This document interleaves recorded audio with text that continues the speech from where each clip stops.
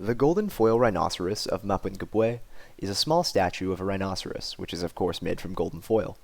It has a weight of 37.4 grams and dimensions of 145.26 millimeters by 55.06 millimeters, and was formed around a piece of wood that has since rotted away, leaving the golden shell empty.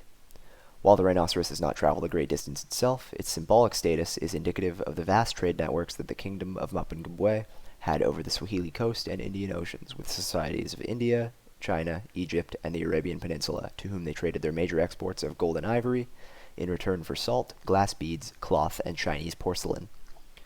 This small figure is an artistic representation of the importance that both gold and ivory had in the economic growth and output of the kingdom of Mapungubwe.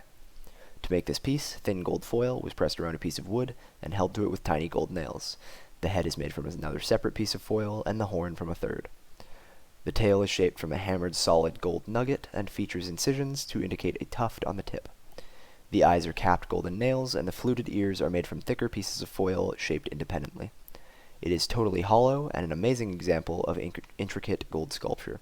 It does not resemble a black or white rhinoceros as would be found in the region at the time, but was made to be, quote, unique and one of a kind in this world, end quote. And that quote is from Sian Tilinel from the University of Pretoria Museum.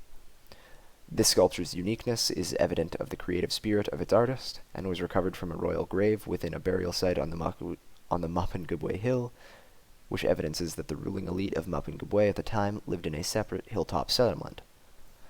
To relate this work to recent years, its position in the University of Pretoria has led to a new symbolic status in a movement against the poaching of rhinoceros, and in favor of the conservation of South African heritage.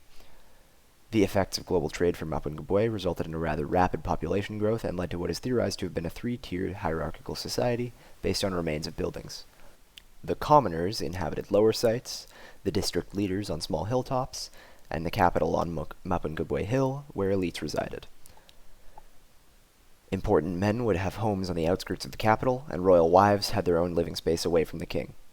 The growth of the economy and populace resulted in career ceramics makers, specifically including pottery specialists, and artists that created pieces like the golden foil rhinoceros.